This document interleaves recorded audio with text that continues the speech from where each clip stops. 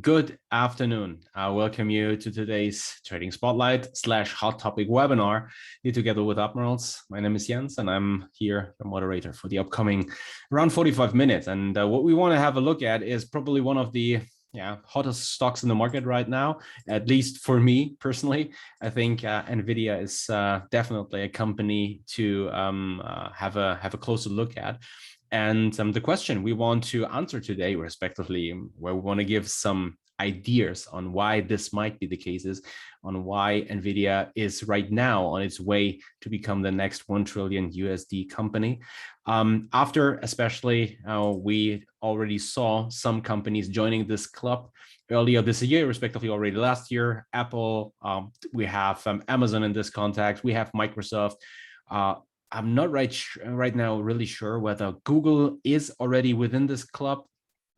Well, yeah, certainly they are in this club. I'm sorry, certainly 1 trillion. Yes, I was just thinking about the 2 trillion USD club. So that's definitely a longer way to go. But also, this is probably something we have to keep in mind for the future here. So the growth outlook keeps on getting better and better and improving here, at least after the last earnings report from Nvidia.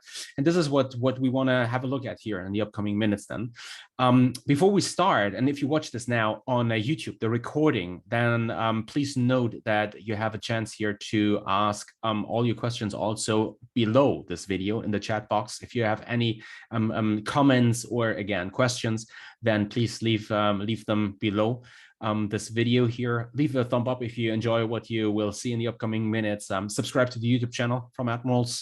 Set a reminder so that you don't miss any of the videos which we are producing here for you. And so that's it around the introduction. So let's jump here right into the first slide. And by the way, let me just open here the chat box probably.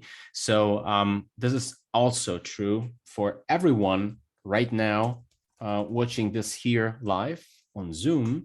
Hello trade. Oh, I'm sorry. Yeah, hello. I'm looking in Berlin in Germany, as you've seen. Hello.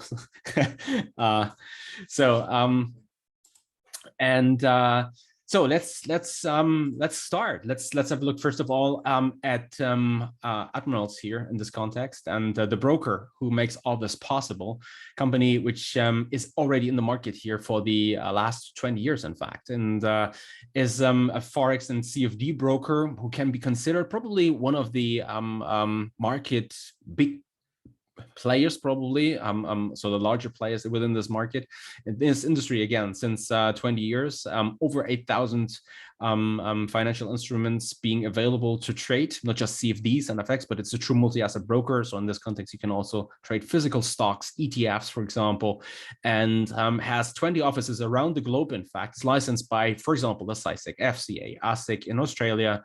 We also have now a regulation here in Jordan, for example, and here in Germany, as I already mentioned several minutes earlier here, I'm located in Berlin in Germany. We usually talk about Admirals as the so-called DAX expert. So licensed partner by Deutsche Börse in this case. So we will have, by the way, in I think 2 weeks from now, I'm not really sure.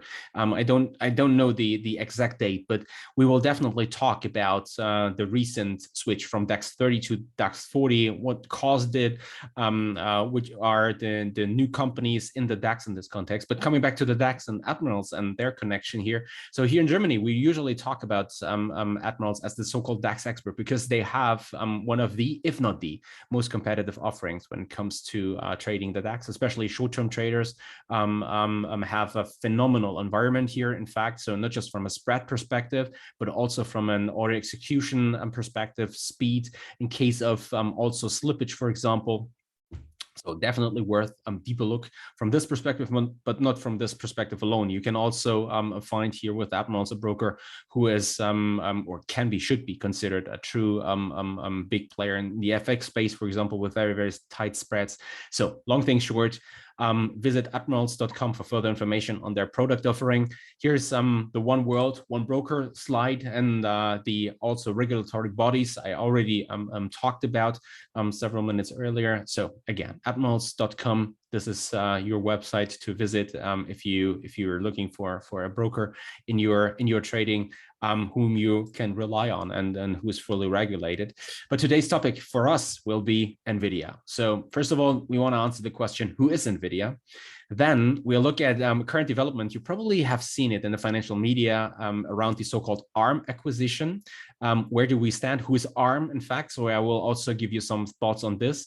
And it's one of the biggest acquisitions in this space, in fact, and could make Nvidia, well, and this is the reason why we have the question here, where do we stand? So regulators, not just from the UK, but also from Europe, are right now really scared by this acquisition, because Nvidia is about to become a true force, and it is already, but might become an even bigger force here in the arena of, for example, artificial intelligence, respectively. In this context, probably especially in the smartphone area, and thus there's regulatory bodies right now and governments who say, well, we need to give this a deeper consideration if we allow this, because we are very close to a very strong monopoly here in this context. And that being said, already shows where Nvidia might be headed, in fact.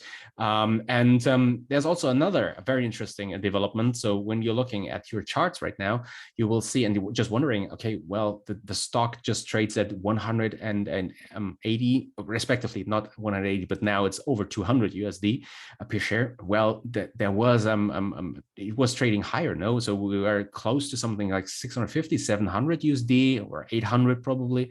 And yes, in fact, there was a stock taking place. And the stock split we just recently witnessed here is there's a reason to that, and we want to talk about stock splits in general and why companies do that. And then in this context, then to answer the question, coming back to the question is, do we look here at the next 1 trillion USD company? We want to have a look at the AI sector. AI is short for artificial intelligence, what this is, and so on and so forth. This is also part of this presentation. And then we'll look here at the global AI software market in this case, and why Nvidia is about to probably make this exact step here. And so first of all, let's have an overview here on who Nvidia is, a short reminder, in fact. So Nvidia Corporation, in this case, is an American multinational technology company, which is incorporated in Delaware and based in Santa Clara, California, in the US. And the company designs graphics processing units, so-called GPUs in short, for the gaming and professional markets, as well as system on a chip units, SoCs, for the mobile computing and automotive market. And its primary GPU line, GeForce, is in direct competition with the GPUs of the Radeon brand by AMD, for example. So AMD, by the way, is also probably even better from a pure technical perspective. Not saying about the overall outlook for the company, but if you're an active trader and you're trading stocks in this context, so at AMD is probably on your watch list due to the fact that it has a very attractive structure in terms of trading. So high intraday volatility, ATR, and this in comparison to the overall spread you find here. So very liquid stock, very attractive to trade, but not what we want to look at today. So we wanted to look today here at Nvidia. Nvidia, by the way, is in the market here. Well, I know Nvidia, so it was established in 1993. So when I started in school to learn more about the internet and computers, personal computers, probably you know what I'm talking about. That was the late 90s, early 2000s. We were comparing our computers and laptops, especially computers in this case. We were comparing them in terms of the hardware, and Nvidia was already a big part here when it came to these GPUs in this case. So graphics processing units, graphic cards, has been a big topic already back then. And not just established its name already around this time, but developed itself even further from there. And so Nvidia has been already a topic in this space for the last 20 years and is probably about to establish its name even further in the future here. And in addition, and this is also something to keep in mind, in addition to the GPU manufacturing here, Nvidia also provides parallel processing capabilities, I'm sorry, to researchers and scientists, which are deployed in supercomputing sites around the world. And more recently, it has moved into the mobile computing market here, where it produces Tegra mobile processors for smartphones, in fact, and tablets, as well as vehicle navigation and entertainment systems, and is also very active and focused on the AI sector, so artificial intelligence sector here. It's well positioned here and about to become probably a dominant player here. And besides AMD, coming back to Radeon here and their GPU, its competitors include Intel, so the big player, ENTC is the ticker symbol, and also Qualcomm. So this is who Nvidia is, and you can already see it's a big player. It's a big force already in the market, and probably even it's about to become even bigger and more dominant in this space. And here in this context now, I want to have a look here at the recent discussions around the ARM acquisition, which made headlines. So in September 20, so around 1 year ago, so this is right now recorded in September 21. In September 20, Nvidia said that it plans to buy ARM from SoftBank for 40 billion USD, and talked about a stock and cash transaction, which would be, if it's finally once it's finalized, it would be in fact the largest acquisition here in the history of the semiconductor industry. So, and what happened is critics have been calling on governments and regulators to probe the deal ever since. And now you might wonder, okay, why? I mean, okay, obviously Nvidia is a big player, and ARM, and it's a big position, but that here governments and regulators are now after this deal. Why is that? Well, the reason is that ARM Limited is a British company which is specialized in the development and design of several software and processors in this context. And ARM's business strategy, so probably you have never really heard about ARM and ARM Limited in general, but I bet you use their hardware, in fact, because ARM's business strategy is based on creating and licensing its technology as intellectual property, mainly focusing on developing and licensing its ARM processor, so CPUs in this case. And that said, ARM is in fact one of the largest players in the market for processors and chips for mobile phones, tablets, computers, smart TVs, and current licensees here of ARM CPUs include Apple, HTC, Nokia, and Samsung. So Apple users or Samsung users, Samsung smartphones, probably using ARM Limited equipment, in fact, in terms of the CPUs, without knowing that they use this. So, well, what does that mean? Well, if this acquisition is finalized, in fact, then Nvidia has a massive positioning in the technology industry, and obviously establishing itself as I already said, not just a global force, but a big global, big force in this area here. And so that being said, now brings us here to the current developments here. So on the left, you have here a snapshot I took from a news which I found on CNBC. In this case, that was early August. So that was before the last earnings release. In fact, we will have a look at in the upcoming slides, in fact. And so you can already read it here. Nvidia's 40 billion bid for ARM could be in jeopardy. As you can see here, this is the red rectangle at the bottom. The UK is reportedly considering blocking the deal on national security grounds, in fact. So they are really afraid of this acquisition. And beside the UK, you can see here on the right, that's from today, respectively. So the snapshot is from today. This is from Financial Times, and it's around, I think, 1 week ago, 3 days ago. I'm not really sure. I just see that there's no date included, but it's fresh news. In fact, that Nvidia faces opposition from the EU too. So the European Union also here is right now looking deeper here into this acquisition, and well, causing some trouble. Let's call it that way.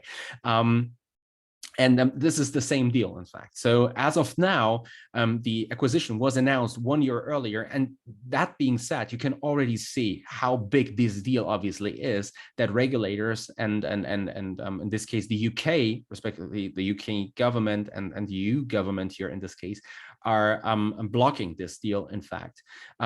In case of the UK, saying, well, we doubt that this is something we can allow to happen based on our national security interests here in this context. So that's definitely something worth considering. And you can already imagine, if this deal finally goes through, as I pointed out in the slide earlier, that's really big news then for Nvidia. And I'd not be surprised to see a massive run higher if this deal goes through. On the other hand, probably see a deeper corrective move if there's some further blocking, respectively, if there's some kind of block based on certain, let's say, or you let them go through, or you let the acquisition go through, but you block other areas here to some way.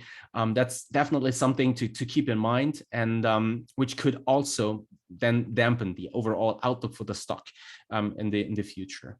Still, the demand for the stock probably is about to continue to look very prosperous here in this context. As you can see in the headline, I still like Nvidia and its growth potential here. So as you can see here, that was already in June, so some months earlier.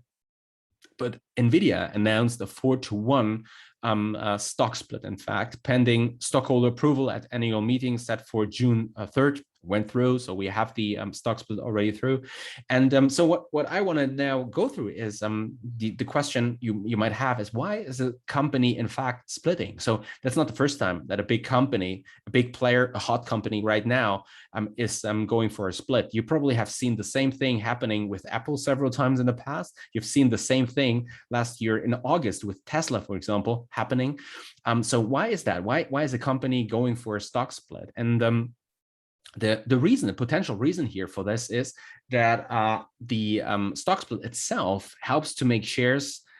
It seems for you as a trader, especially retail trader, that the shares are more affordable. So in case, for example, let's look back here at Tesla, for example. So once they decided to go for a split, we had a stock which traded significantly above what was it?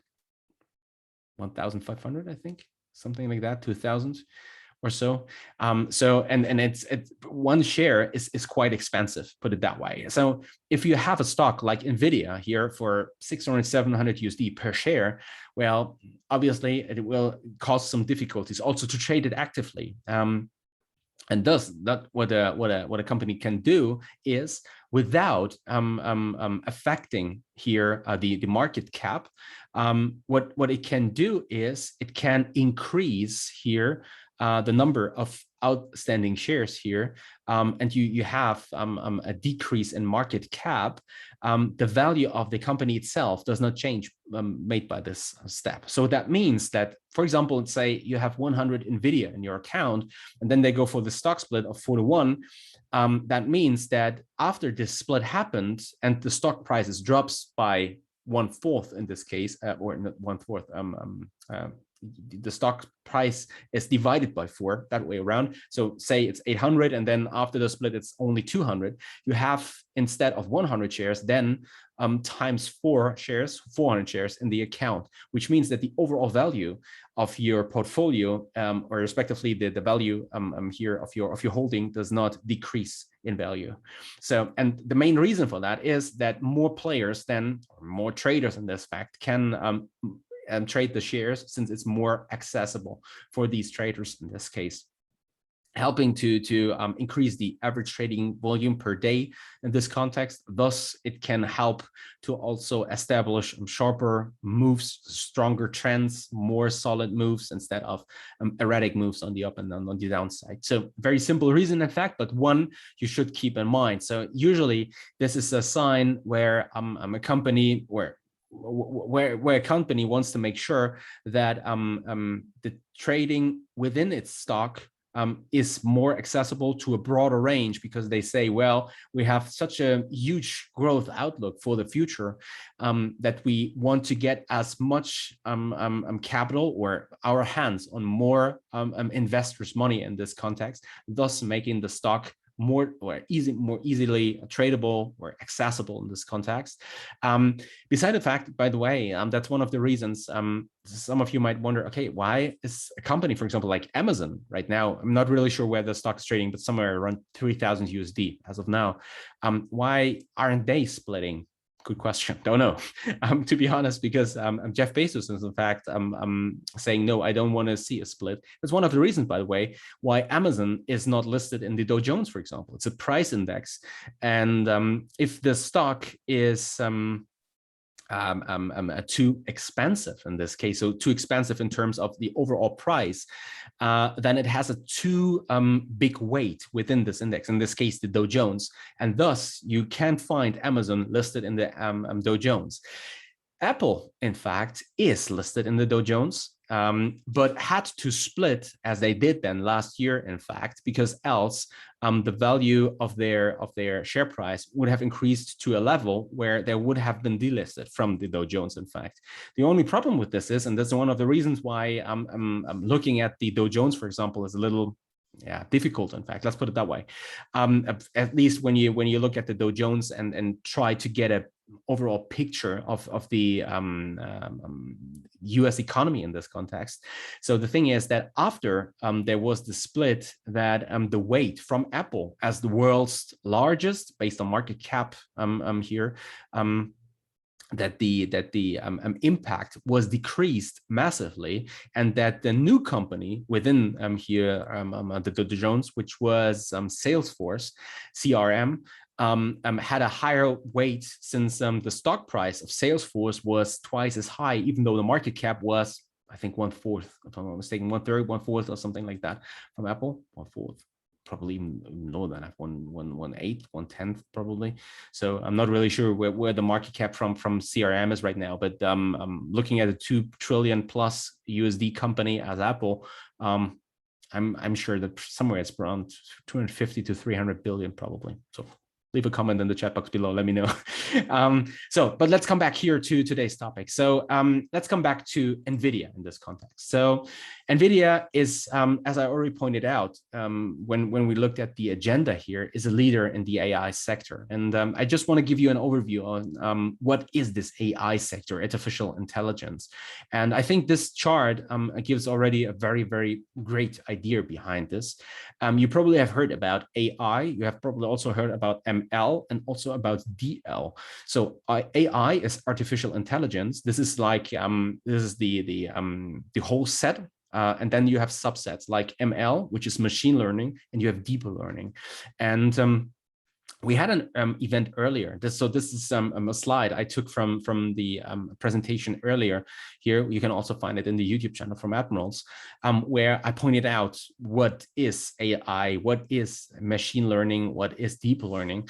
As you can see here, so in case of artificial intelligence, we talk about any technique that enables computers to mimic human intelligence using logic.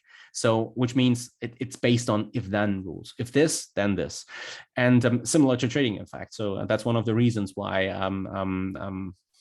computers in trading, since they are not affected by emotions, are well, sometimes if they're programmed the right way, let's put it that way, are very, very strong traders, because they do well. If, for example, Uber as of now opens above 45, it's a strong signal, then I'm long, and then I'm going for a run probably as high as 48 after yesterday. By the way, 1 second, I just have to fill in my data here. So there's today two stocks I have on my agenda, and I just have to make sure that I'm not missing any of the pre-market action in this case. So after yesterday, I have FedEx on my watch list here, and I have, in fact, Uber on my list. So I know already that Uber is quite active. Saw a very strong move yesterday, trading above 45, by the way, today.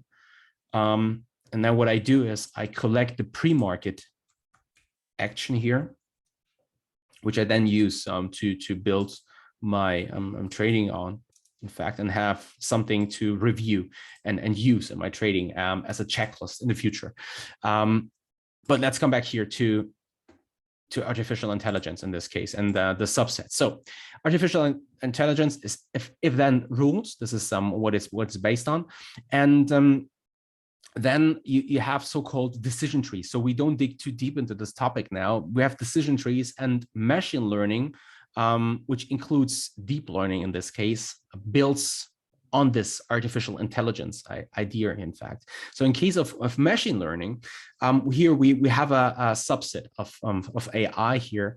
And machine learning includes, in fact, abstruse statistical techniques here that enable machines to improve at task with experience. So you probably remember within this webinar we had here machine learning as the fundament based on which then this self-driving car experiment we showed there build on, in fact. And so here you have then also a category in terms of machine learning. You have a category which includes then deep learning.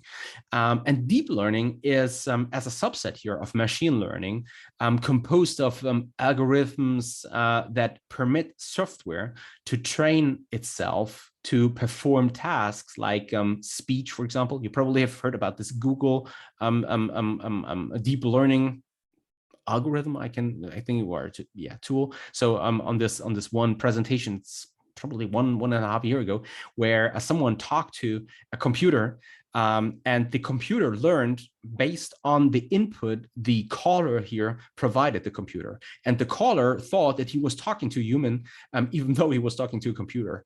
And the idea behind this then is something we look at and talk about when it comes, what we mean when we talk about deep learning here in this context. And it's also about image recognition. So remember that we can build already the bridge here.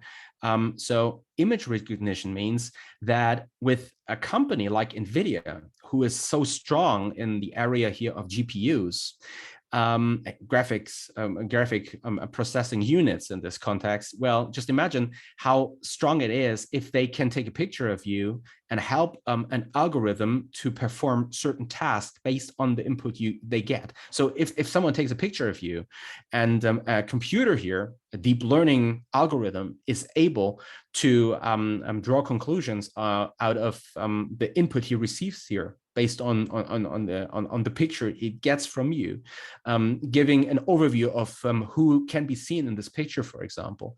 This is definitely something where Nvidia can certainly build some strength from, let's put it that way. Remember, acquisition, UK, national security fears. What are they talking about? Well, they're in fact talking about exactly that.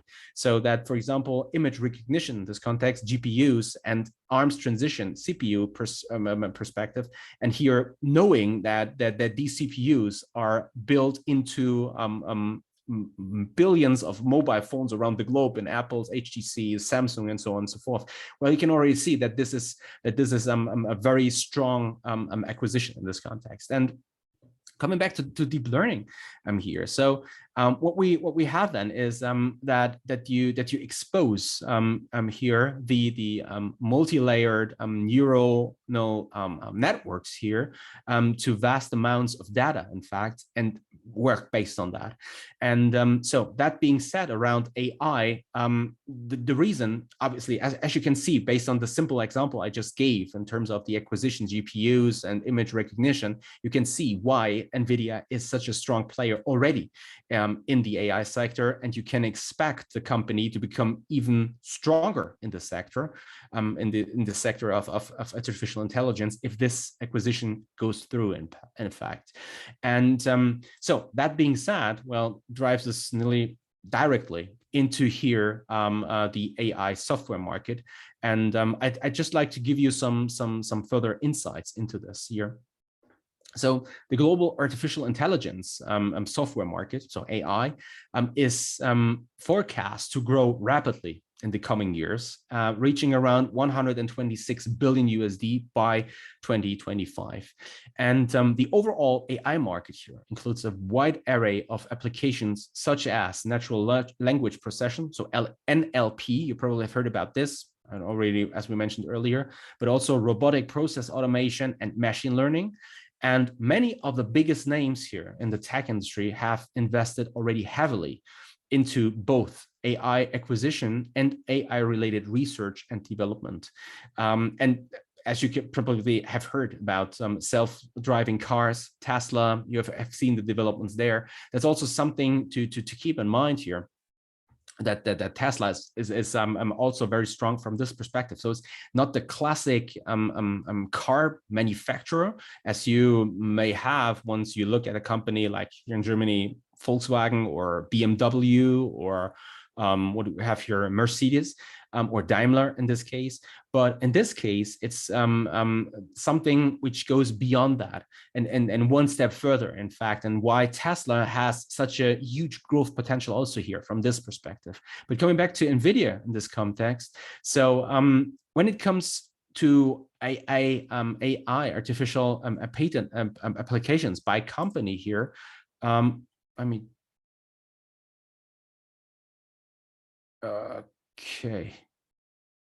okay, perfect.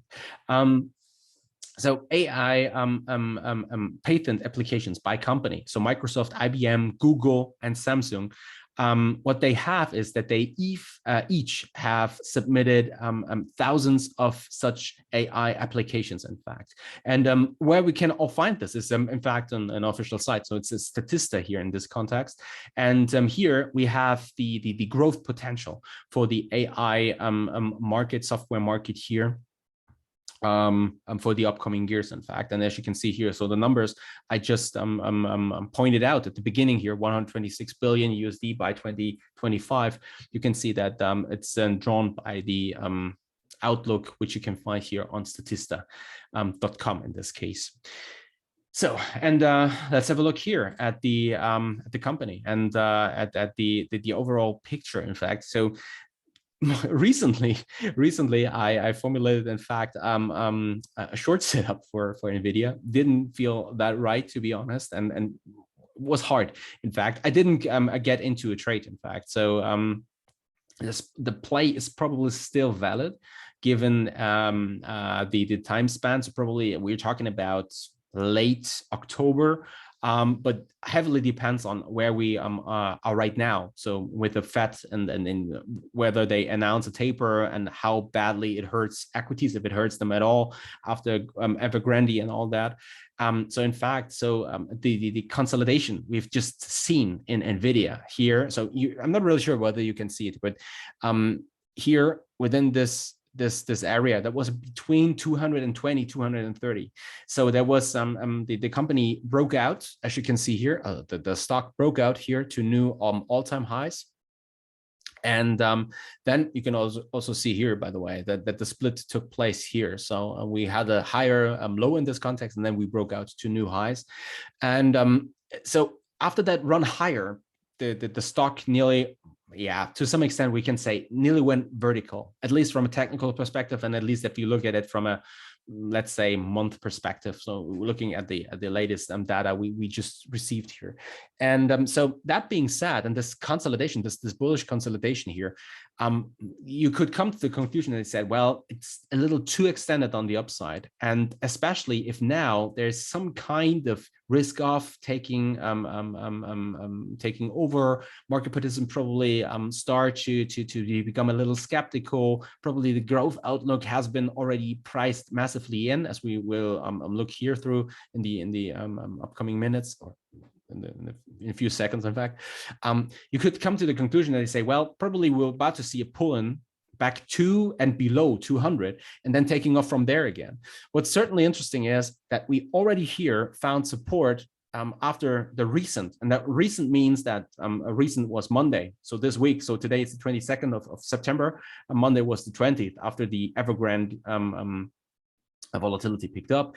And we found support around those July highs, and probably this was already the long trigger. And now we are off the races into the fourth quarter, taking off from here. Certainly depends on the Fed, but to be honest, I'm not really sure whether the Fed really will announce a bigger than expected taper. So right now we are expecting the Fed to taper from November onwards, probably by 15 billion a month. And this is largely priced in. And in addition to that, if we now looked here at the intraday, especially in Nvidia, it was a really strong stock during that time. So there was some volatility picking up. There was the market pulling in, seeing a drop lower. But instead of really rolling over here and seeing this drop to and below 200, instead Nvidia stayed between 220 to 230, in fact, and was very, very strong relatively to the overall market. And that being said, even after this short pull in here, is also something to consider when looking at it from a longer term perspective.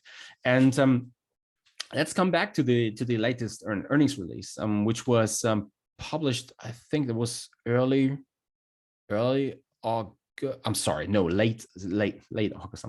it was late August. And then here, as you can see there, although I know it was a dividend here, we have it. That was in fact mid-August, early August, somewhere in here. That was also the driver higher, in fact. And so numbers were really good. That's what I wanted to say. So again, let's come back to Nvidia. We already introduced the company, but let's here give some further details, because I not mentioned when it was founded. It was founded in April 1993. It's known for graphics processing units, GPUs, GeForce, as I already pointed out, and it's very well positioned, as we've seen in the slides earlier here in the AI space. Current market cap, 511.3 billion. And so, by the way, let me just do the following. One second. Let's work with a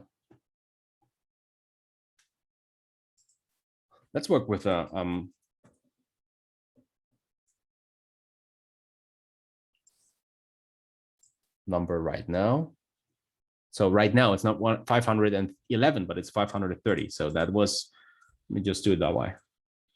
Current market cap is around 530 billion. That's a more accurate number right now.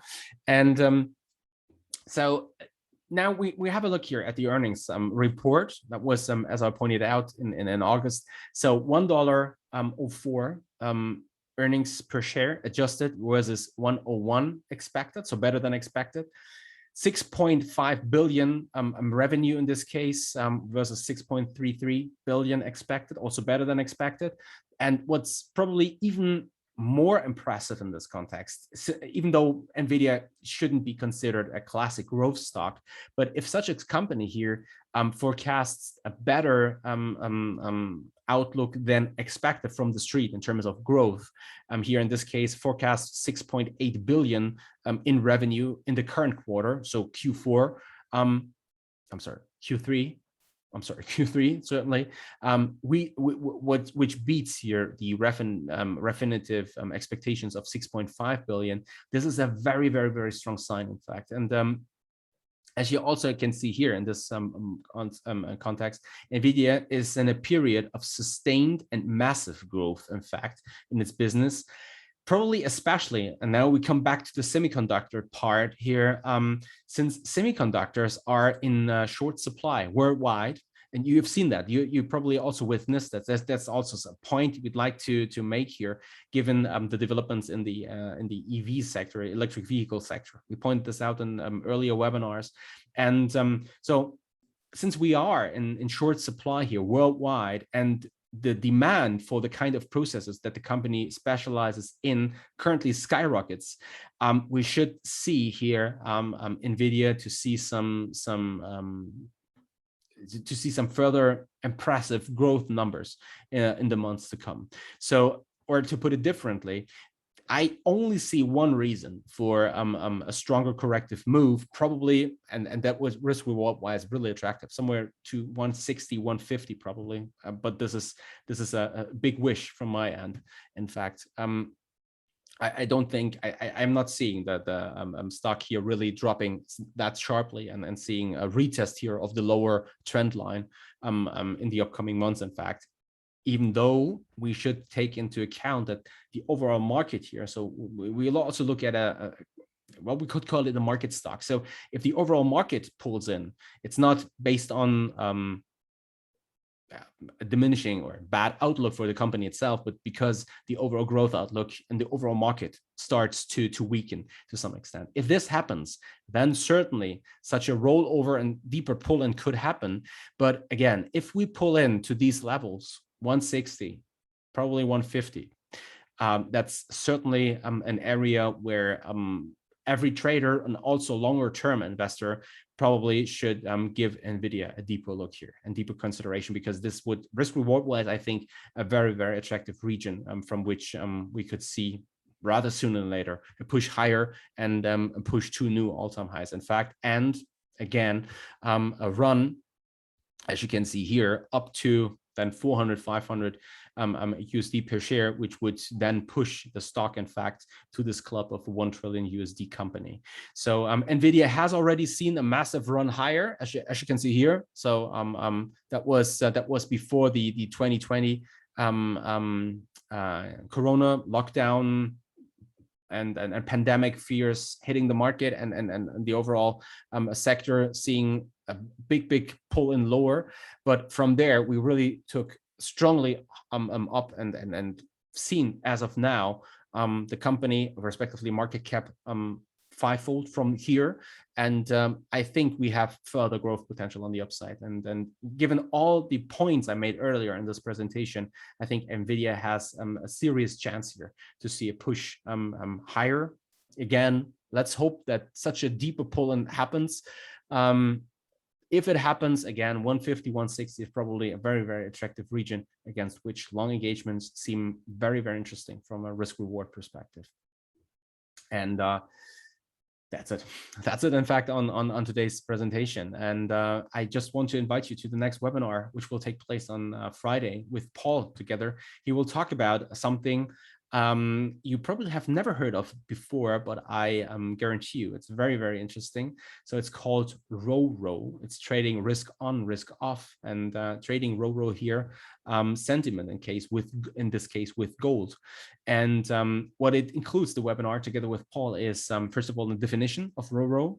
So then he will teach you how to discover RoRo here in this case, or the RoRo sentiment, probably by way to put it, in your charts. And then he will also tell you how to trade it. And based on which all the points he will make here, based on which you can then make a simple trading plan. So 24th of September, Friday, 21, 2 p.m. London. Check out the inbox if you already registered for the Trading Spotlight webinars. If not, if you witness this now here, right now in the Zoom event, or if you watch a recording on YouTube, then head over to admirals.com, and there you have the education webinar tab, in fact, on which you can register for the website, for the webinars on the website then. And in addition to that, further information, not just on the website, but also in the support area. So feel free to reach out to Admirals directly if you have any questions around the broker in this context.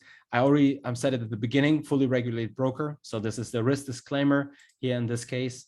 And please read it carefully and in my case, that's in fact it from my end so far. So just feel free to leave a comment in the chat box below, register for the next webinar together with Paul, subscribe to the YouTube channel, and that's it from my end. So all the best, happy trading. Watch your stops, talk to you next week on Friday again then, and that's it from my end. So happy trading, watch your stops, see you then, bye-bye.